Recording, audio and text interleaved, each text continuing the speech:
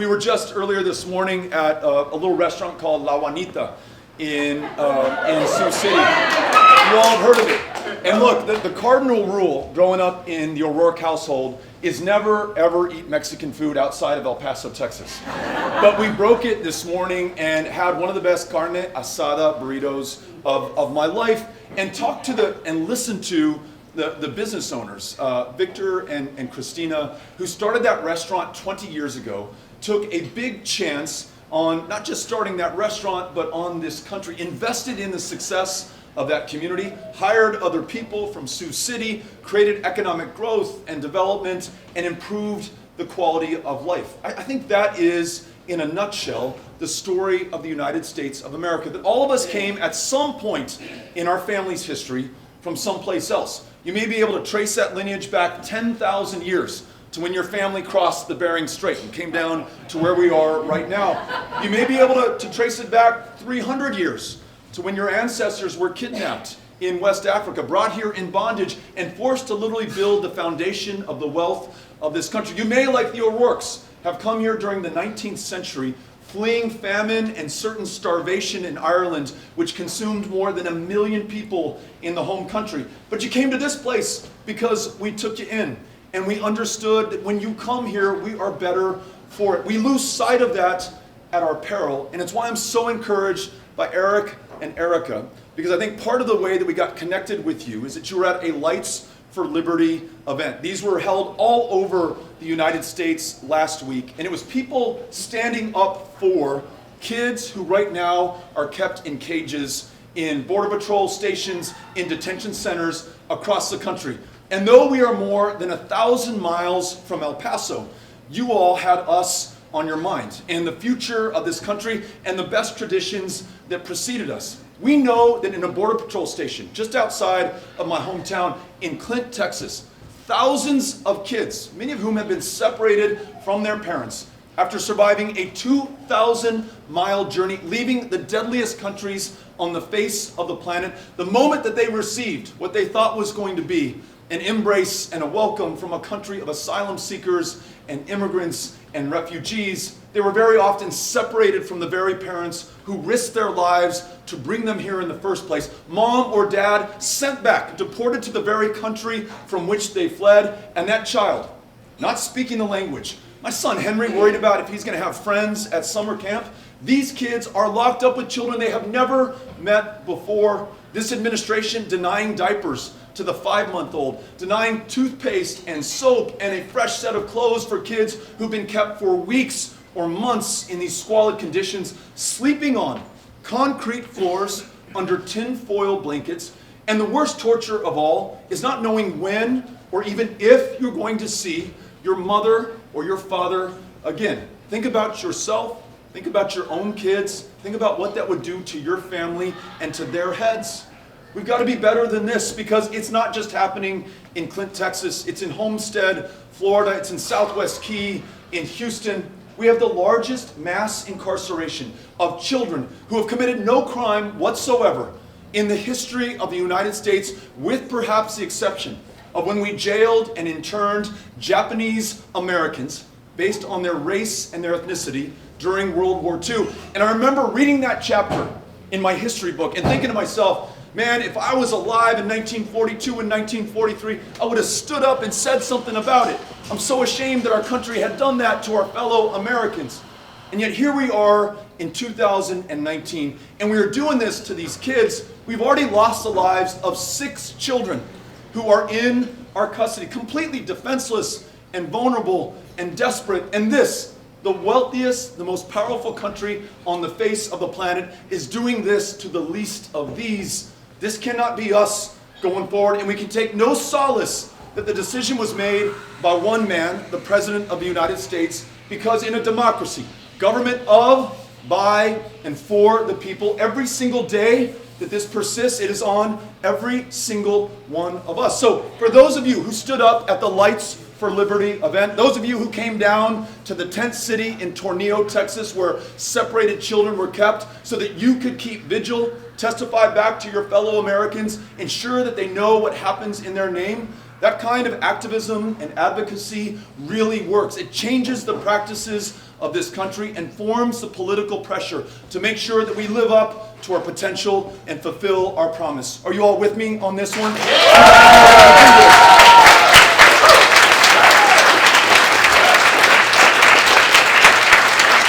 Make sure we reverse these practices as soon as we can, and then work together, not as Democrats, but as Americans, to rewrite this country's immigration laws in our own image. From your perspective here, from mine in El Paso, Texas, from every single part of this country, I begin by making sure that we never cage another child, that we pay any price to reunite those families that have been separated already. We don't criminalize people for seeking asylum or refuge in this country.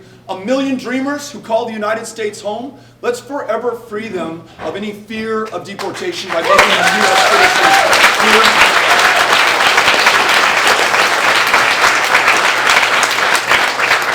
That would be a great place for us to start. And let's remember and remind ourselves, the ultimate beneficiary of immigration is not the immigrants themselves or their families. It is all of us as a country. This is what has made us the greatest, the wealthiest, the most powerful country on the face of the planet. The fact that we just celebrated 243 years ago this foundational principle. We decided, almost alone in the nations in the history of the world, that we would define ourselves not by race, not by ethnicity, not by common ancestry, but this idea, this premise that we are all created equal. We haven't yet lived up to that, right? But that's the foundational principle, and we strive to get there every single day. So let's make sure that we do, and not just in immigration, because I'm hearing from so many of you that you're not well enough, or you have a family member who's not well enough to be able to live to their full potential, to reveal their genius to the rest of this country, who are rationing the medications that you're able to afford only by stretching that dollar in your house, or you're unable to get any care at all. On our last visit to Iowa, someone told me that this state ranks 51st in the country in access to mental health care. In my home state of Texas, our largest provider of mental health care services is the county jail system. And I cannot tell you at how many meetings like this, someone has stood up and said, Beto, I want to tell you that my brother or my mother or my little sister gets arrested on purpose to treat her schizophrenia or bipolar disorder or depression, gets incarcerated at the cost of $110 a night, and also at the cost of locking up their potential, their ability to finish their education or work a job or start a business or raise their family or rock out in a punk rock band, whatever they are supposed to do in their time on the planet, no longer well enough to be able to achieve that. What if we met that challenge? Again, not on a partisan basis, but guaranteeing every single American access to world-class primary, medical, mental health care, and also every single woman the full spectrum of reproductive health care, able to make her own decisions about her own body, with access to the care that makes that possible.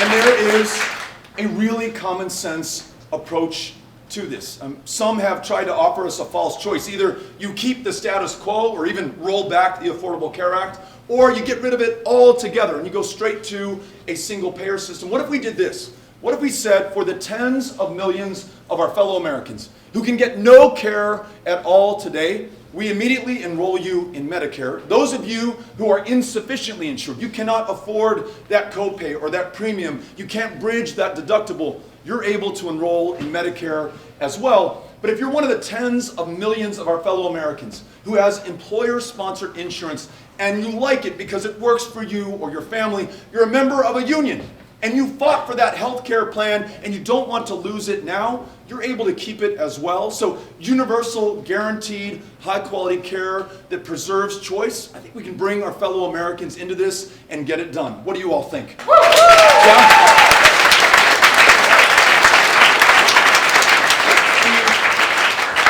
Por último, and then I want to hear what's on your mind, one last big challenge before us that I've been listening to your fellow Iowans and our fellow Americans on, and that is climate change. And the fact that what we are seeing in this state alone, highest levels of runoff into the Missouri River Basin, in the recorded history of the Missouri River, producing the greatest floods southwest of here in Pacific Junction. Listening to people who in their entire lifetimes, in the lifetime of that city, have not seen significant flooding, who now are recuperating from the greatest flood in that city's history, every single home underwater. The farmers that we met just outside of Pacific Junction, who are already struggling underwater in debt, their fields now literally lakes, the stored grain, the soybeans in those storage bins, unable to find markets in China that have been closed down to them by this president, literally exploding from soaking up all that water. I will never forget the smell of those rotting soybeans on the ground and the look on those farmers' faces who have worked a lifetime to open up those markets.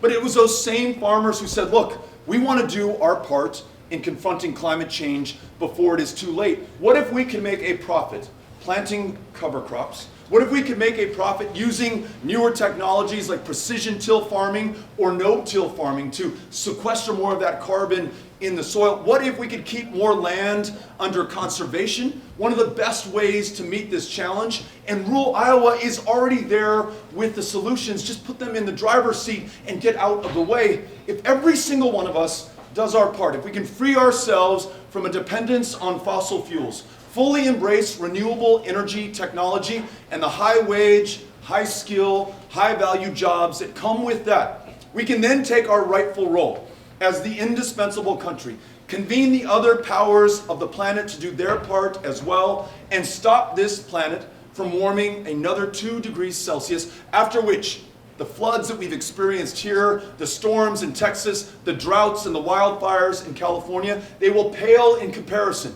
if we cannot face this moment of truth and overcome these challenges right now. I believe in America.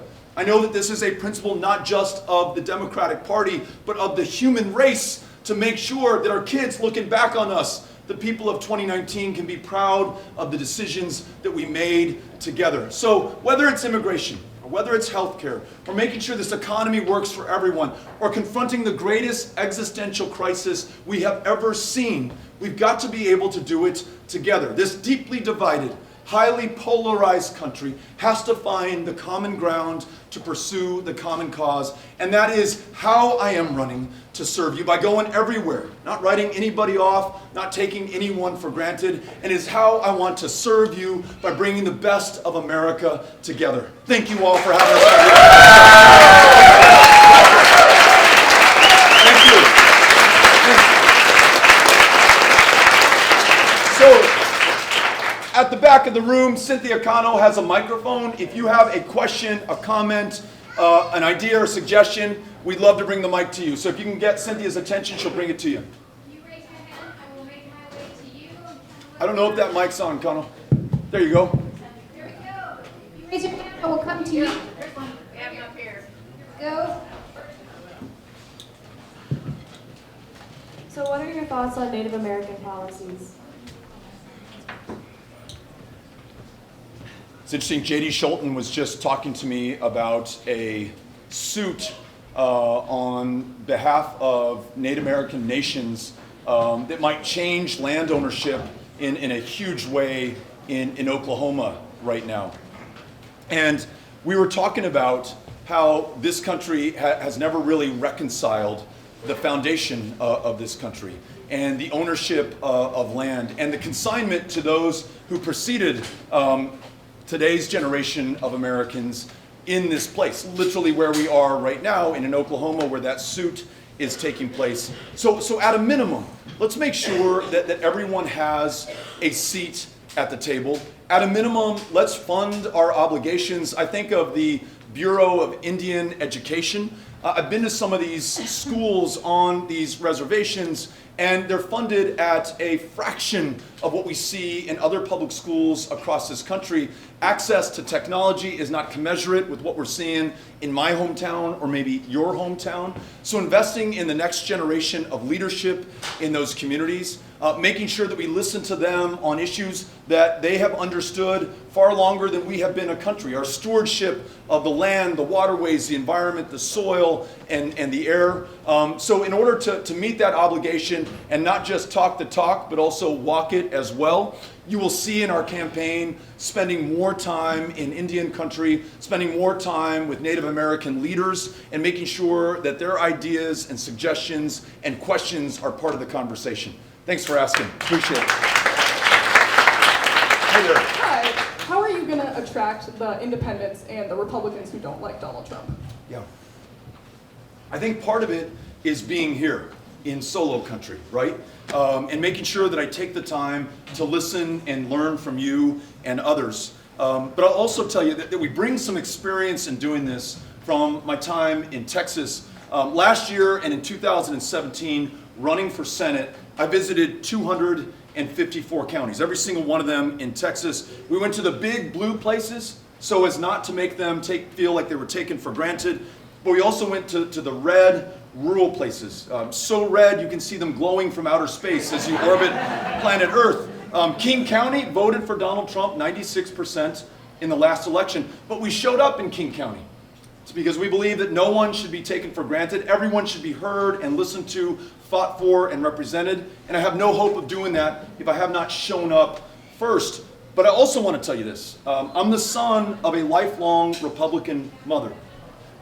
And we got her to vote for me in this last election. We also got 500,000 of our fellow Texans who voted for a Republican for governor to vote for us on the same ballot. We won independence in Texas for the first time in decades. We saw the greatest turnout of Democrats in a midterm election in the history of the state, and I won more votes than any Democrat had in the history of Texas. And that was by going everywhere, not trimming our sails, talking about the issues that we care most about, having the courage of our convictions, but also listening to and learning from people. And one example to show you how we put it into practice. When I was in Congress, every day for those 6 years, I was in the minority, and I also served on the House Veterans Affairs Committee. And at a meeting like this, I learned that veterans in this country who come back from serving this country, putting their life on the line, if they have an other than honorable discharge, were denied the ability to go into a VA, see a provider, and be taken care of. And though we have a horrifying rate of veteran suicide in this country already, the rate amongst those other than honorable discharge veterans is twice as high.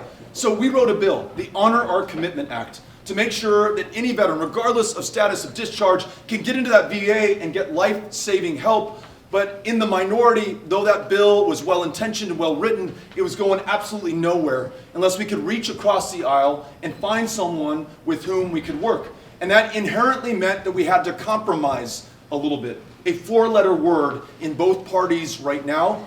But the only way to get to the consensus bill that allowed us to pass it 435-0 in the House, get it passed in the Senate as well, and get it signed into law by the one man with whom I thought I could agree on almost nothing, Donald Trump, and yet we found enough common ground to be able to serve those who had stood up to serve this country. So, to those independents in the room, I will work with anyone, anytime, anywhere to advance the agenda of this country. I'll put our differences aside in this country and its future before us, and I'll also show up to listen to you to make sure that you're part of the conversation. Thanks for asking the question. Appreciate it.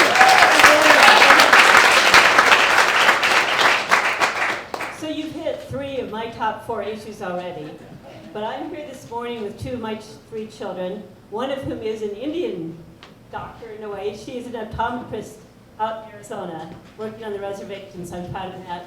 But what can we do about this deficit that we are leaving them with? That is not what I want my kids to be saddled with. Right. Thanks for asking the question.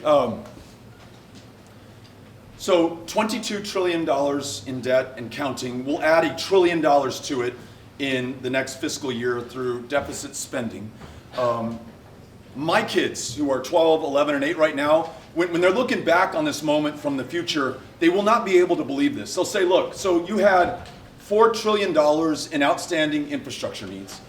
In Iowa and Texas, many public school teachers are working a second and third job to make ends meet because we're not paying them enough right now.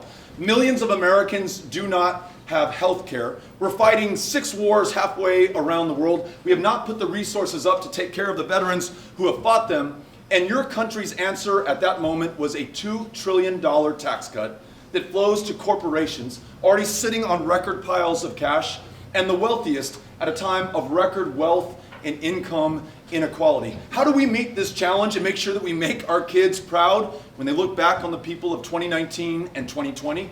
We first rolled back the worst of those Trump tax cuts. So a corporate rate that went from 35% down to 21%. We don't need to take it all the way back up, but if we got to 28%, we would generate hundreds of billions of dollars over the next 10 years to invest in people and communities, education and healthcare, to make this country more resilient and ensure that this economy truly includes every single one of us. We could take a hard look at these wars that we asked service members to fight. Fewer than 1% of our fellow Americans have worn the uniform since 9/11. They are bearing the burden of this country's foreign policies. 18 years and counting in Afghanistan, it's added $6 trillion to the national debt. We have no definition of victory, no commonly understood strategy, and no end in sight. So let's bring these wars to a conclusion, bring those service members back home, use the peace dividend to invest in their care and their treatment, and also make sure that we reduce the deficit spending and the debt that we have right now. No more new wars, no more unfunded tax cuts in this country. Invest in people and communities, education and healthcare, and this economy comes roaring back to life for everyone, and we don't put it on the national credit card in order to do it. Thanks for asking the question.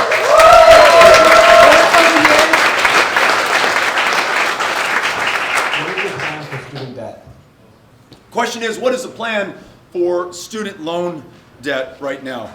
We're making it really hard for far too many of our fellow Americans to be able to choose to go to college. There is $1.5 trillion in outstanding student loan debt right now, and on average, those who are graduating this year will have about $40,000 on their back. We're seeing a default rate of about 10%, which means this is unsustainable. So a couple of ideas.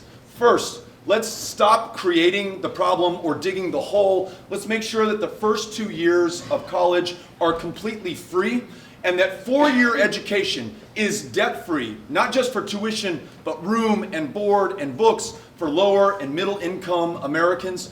And for those of you who have some student loan debt that you're paying back, if you make a commitment to public service, teaching school, serving in public education, working at the VA to take care of one of those veterans who put their life on the line for this country, I want to wipe clean and clear your debt so you can focus on unlocking that lifelong love of learning in that child, or delivering for that woman or man who served this country.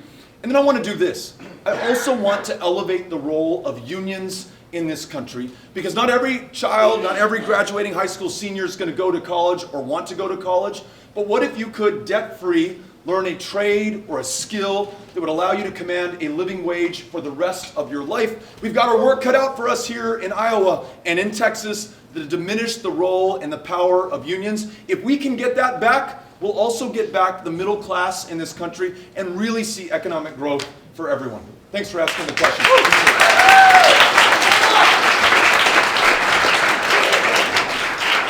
Hi, Beto. My question's a little bit longer, I'm sorry. Take your time. So, as you said earlier, when you're talking about healthcare, the thing that I've heard you say a couple of times, like during the debate and right here tonight, or this morning, is if you like your insurance, you can keep it. And that's always been confusing to me, because I've never once heard anybody say that they like their insurance. I've never heard anybody say that they like their deductible or their copay or their premiums. So when you're talking about keeping private insurance around, you're talking about keeping a $25 billion profit industry around that's making money on the backs of sick Americans. And you're talking about keeping around an industry that has rescission, where these companies try any reason to not pay for somebody's coverage. And you're talking about people who are locked in jobs that they hate because they're afraid of the lapse in coverage from leaving a job that offers employer health care. So I would like you to explain why you talk in your Medicare for America plan, keeping private insurance around when it doesn't seem like the right kind of industry to have around. Yeah. Thanks for the question.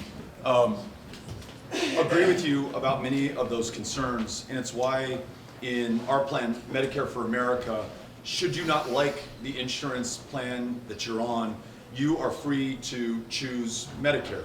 I just have listened to so many people who do like the plan that they're on. And I mentioned earlier members of unions who fought for that, who said, I don't want to move over to Medicare. I fought long and hard for this. In fact, I didn't get the wage increase that I wanted because I wanted to make sure that I got the health care plan that our family needed. It works for me and it works for us. I trust them and the decision that they've made. I also trust them if they want to make a decision to move to Medicare. The goal for me is ensuring that it's universal, every single person, that it's guaranteed. And to your point, many people are insured today but are not guaranteed to get the care that they need. You just said this, they may not be able to afford a copay. There was a school teacher in Weatherford, Texas, who died of the flu. She had insurance. She didn't have $119 in her checking account, which was the copay on flu medication that would have kept her alive. We changed healthcare in America so that there are no longer deductibles for anyone, employer-sponsored insurance or in Medicare. We significantly reduced out-of-pocket costs, a third of what they are today, and then zero for lower-income Americans and close to zero for middle-income Americans, so that it's literally guaranteed for every single one of us. We're also going to drive down the cost of prescription medication. Medicare will be able to use its purchasing power as leverage to bring down the cost of the medications that you and I invested in through our tax dollars in research and development, clinical trials, and then we buy them through Medicaid, Medicare, the VA, and TRICARE. Let's make sure that they're affordable to our fellow Americans. So I understand that we each have a different path to get to that goal. I just want you to know that I'm strongly focused on it and want to make sure that we get there as soon as possible. And in my opinion, that's the best path to do that. Thanks for asking. Appreciate it. Hi, I'm from Aberdeen, South Dakota, and I want to invite you to come speak, please, in our area. Let's do it. But also, we attended the Lights for Liberty protest in Aberdeen, and I have a quick question about that. One, is it true that they're holding donated supplies outside of the detention camps and not allowing the children to have them and the people? Also, what is your plan for reuniting? We've become so divided by racism and the hate rhetoric, and there's so many people that are embracing it, and I wonder how you're going to win them back. Yeah. So the first question is, how do you reunite these families that have been separated? And to add urgency to this, I want to share a quick story. We were in El Paso. There's a wonderful Catholic charity called Annunciation House that has facilitated some of these reunions. The child who was separated from their families, the parent who may have been deported back or was held in detention by ICE, finally are released and are able to come together. And what surprised me, and may or may not surprise you, was though they had been separated for months, those children, when they saw their mother again for the first time, didn't smile, didn't cry, had no expression whatsoever on their face, almost an inability to attach with the person who may have saved your life, but whom you also associate with the greatest pain and suffering that a child could experience. So we're doing lasting damage, and the sooner we meet this challenge, the better for those kids. As I said earlier, let us spare no expense, including bringing some of those parents back if they've been deported to Guatemala, El Salvador, or Honduras, so that they can join their kids right now. Let's make sure that there's real accountability for those who are responsible for the suffering that those children who have endured, those 6 deaths that we've seen. That kind of accountability and justice ensures that there's no impunity and prevents that from happening going forward. And let's rewrite our immigration code so that no one can be criminally prosecuted for seeking asylum or refuge or shelter going forward. I think that's a great place for us to start from in order to meet this challenge. The second question, you all saw the video or read the reports of a rally that the president held in North Carolina after asking for women who serve in Congress, all women of color, to go back to their country. After conflating one of them, Ilhan Omar, with the Al-Qaeda terrorists who attacked this country on 9/11, the president tweeted out a video that showed her and then showed the Twin Towers coming down. A president who called neo-Nazis and Klansmen very fine people, who described Mexican immigrants as rapists and criminals, who talked about asylum seekers as an infestation or animals. The point I'm trying to make is that this is not, in terms of his record, an anomaly, nor is it only offensive to our sensibilities or to our ears. I think we risk fundamentally changing the character of this country. You do not put kids in cages until you start looking at them as something less than human. You don't have the mosque in Victoria, Texas burned down.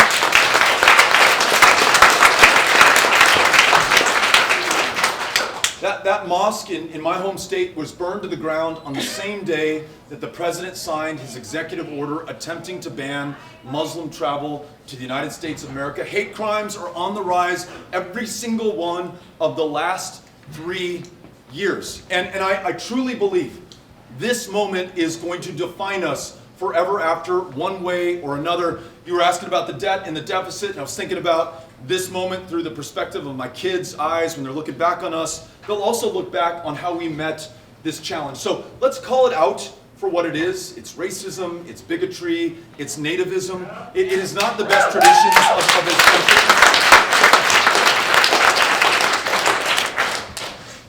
Let's try to lead by example, not just tolerating or respecting our differences, but embracing them. And that's why I began with that story of El Paso. We're a city of immigrants, and it's the very presence of those who may look different than the majority of the United States that has made us secure and safe and successful in the first place. And then those policies and practices have to follow from there. I truly believe in this country. I know that we can get this back. I'm going to try to lead by example, but I'm also going to reflect the example that you're providing, that those of you who went to the Lights for Liberty event are providing. Just remind us of who we are at our best. Thank you for asking the question.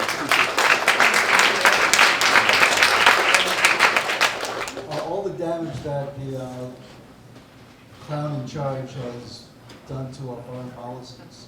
29 member countries whose mutual defense clause has only been invoked once, and it was when we were attacked on 9/11. They all offered to come to our aid and to our support. Inexplicably, this president has turned his back on them, has openly questioned whether NATO is still relevant, which I say is a green light to Russia to continue to be provocative, to adventure into Ukraine and Crimea and Syria and every place that they threaten us, and including in our own democracy. This president calling Vladimir Putin after the Mueller report is released and describing it as a hoax, basically saying that he's welcome to involve himself in our democracy again.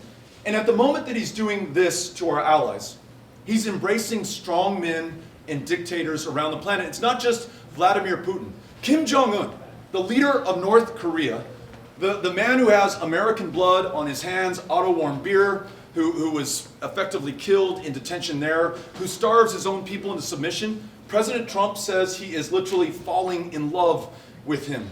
Al-Sisi in Egypt, Duterte in the Philippines. At the moment that the world wonders whether the future is a democratic or autocratic one, our president is signaling towards dictatorship. We've got to get this back. Renew those alliances, those partnerships, those friendships. It's the only way that we're going to address North Korea or Iran or Russia, or meet the challenge of what's going on in this hemisphere in the northern triangle of Central America. It's the only way that we will effectively combat climate change or nuclear proliferation or end these wars that we're in right now. Or, and I know the farmers here in Iowa know this better than anyone, to make sure that we end a trade war with China favorably on our terms. If we go it alone, our chances are diminished. If we go in force with our allies and trading partners, our chances are much improved. That's the way that I want to lead. Together with our allies and friends, it'll make this country far stronger than we are today. Thanks for asking.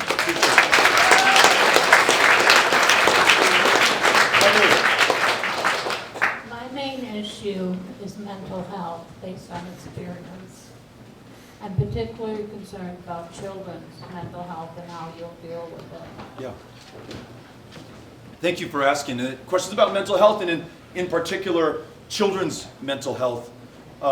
We were visiting Houston, Kashmere Gardens, which is a neighborhood in Houston, after Harvey. That was a storm in 2017 that dumped 58 inches of rain. That's a landfall record for one rain event in North American history, and it was the third 500-year flood in that community in just 5 years. They should be good for 1,500 years. But we know, because the scientists tell us, that those storms are going to become more frequent, more profound. They're going to flood more people. And as we toured the neighborhood, homes boarded up, yet to be repaired, 4 of 5 libraries shut down, a lower income community of color neighborhood where there were check cashing places, there were liquor stores, there were not places where you could buy healthy food. And we're passing the elementary school, and I asked the neighborhood leader, I said, well, given everything that you've just told me about how hard it is for this neighborhood to come back, that school has got to be having a really tough time. And he said, you know what? This elementary school, Kashmir Elementary, is actually the exception. It's the bright spot, because those kids, some of whom are living in the back seats of cars because their homes are no longer habitable, not only get a world-class public school education, not only get free and reduced breakfast and lunch, but it's a community school where they get mental health care and primary health care so that they are ready to learn at the start of the day. Those kids need that help. If they don't get it, they're not going to be able to do as well as they otherwise would in their lives. If we expand that so that it's not the exception in Kashmir Gardens, but it's the rule in every elementary school in this country, that we're there not just for your classroom instruction, but for your mental well-being, you're going to learn much more than you otherwise would, be a far greater contributor to your community's success, shoulder more of a burden so that it rests a little bit lighter on everyone else. And then if we extend that to mental health care for every single American, without exception and without copay, especially for those who cannot afford it, just routine, then you're going to be at your best. Contribute to your full potential, and this country will rise to its full promise. So that's part of our health care plan and part of our education funding plan. Thanks for asking. Appreciate it. Okay, we have 2 more questions. Would you say a few more things about the Middle East, Iran, Saudi Arabia, Israel? Just to name a few. The question was, can you say a little bit more about the Mideast, Saudi Arabia, Iran, and Israel? Mention the president embracing strongmen and dictators. You look at the crown prince in Saudi Arabia, Mohammed bin Salman, who has killed an American-based journalist with complete impunity, right? No consequences. And in fact, our president said, maybe he did it, but they're buying billions of dollars in arms from this country, so let's look the other way. Let's look the other way while they also bomb their neighboring state, Yemen, into the last century, precipitating the greatest humanitarian crisis in the Middle East, or perhaps on the planet right now. 7 million people in that country run the risk of starvation, and we're complicit in it. We're effectively a co-combatant. In Iran, you probably read the news today, that country has just seized a British-flagged tanker, perhaps precipitating a military crisis in that part of the world. How did we get to this place? Our president withdrew us from a multi-party negotiation that had stopped Iran from developing a nuclear weapon. Without firing a shot or invading yet another Middle Eastern country, peacefully and diplomatically, we were able to bring all of the stakeholders, including our enemies, to the table and resolve that otherwise intractable problem. By withdrawing America, we've isolated this country, are no longer working with our allies, no longer have a channel of communication with Iran. And if we go to war with that country, the body count will not be in the hundreds or the thousands. This will not be the cakewalk that we were promised in Iraq. This will be an incredibly expensive engagement measured in human lives and the trillions of dollars ultimately that we will spend in going to war and caring for those who have gone to war. So, what is my proposal? Let's get back to the negotiating table, sit down, bring these temperatures down, and see if we cannot negotiate a peaceful resolution to this crisis. Allow Iran to have an opportunity to stop developing and enriching uranium so they don't have a nuclear weapon, after which war may be our only option. Make sure that we listen to our allies and our friends. And then you mentioned Israel, and we'll include the Palestinian people and the Palestinian Authority. We need to make sure that we use whatever influence we have in that region, beginning with the humility of understanding we cannot impose a solution on any other country. Whenever we try to do that, it does not work out. See Afghanistan and Iraq and any other example that you wish to look at. But help them get to a two-state solution. I guarantee you that is the only way to ensure the safety and the security of the Palestinians and the Israelis, their human rights and human dignity. We should use our influence and foreign policy to try to drive that solution, but again, respect the two parties and make sure that they can come to that agreement at the negotiating table on their own as well. So, thanks for asking. Appreciate it. Yes? And this is a left. Oh, the pressure. Under Obama, we had a lot of advances in gender equality, but in recent years, we've had high-profile men who have credible accusations of sexual assault.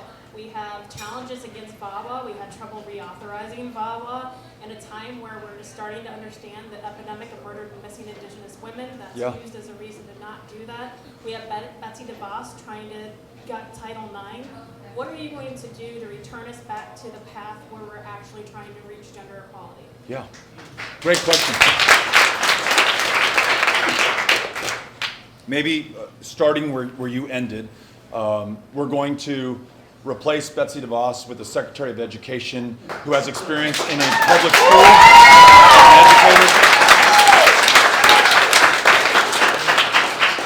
We will reauthorize the Violence Against Women Act, and we'll also make sure that it applies to those who are seeking asylum in this country. This administration, as you may know, no longer accepts asylum applications from women who are fleeing for their lives from abusive partners. It used to be a mainstay of asylum and refugee policy in this country. We will reinstate that. We'll also make sure that women are fully participating in the economy of the United States. On average, a woman makes 80 cents of what a man makes for the same work at the same value, the same number of hours. African American women make 61 cents on the dollar. Latinas make 53 cents. I will sign into law a Paycheck Discrimination Act to ensure that women are able to share their salary history with one another so that they understand what is going on, have perspective, and can bring that to bear with their employer or the courts. And also that employers not consider their wage history so that it doesn't predict their future wages. That's how we get back up to 100 cents on the dollar. And then I will also make sure that I do everything I can to guarantee that this country ratifies the Equal Rights Amendment. So in the Constitution, we enshrine that women will be treated equal to men in this country because it has to transcend every dynamic, the economic, the healthcare, the education, the human rights aspect. It just has to be as fundamental as our Constitution. So those are some steps that we can take. Thank you very much. Okay. Do you have some time? Okay. Thank you all for being here. Sorry that I had my back to you the entire time that I was here. Thank you for hosting us to the Fruited Plain and everyone who came out, the organizers. We're going to stick around for a little while for anybody who would like to say hello or grab a picture. Maybe if lightning's not striking, we can go outside and get some of the beautiful backdrop there. Thank you all for having us out.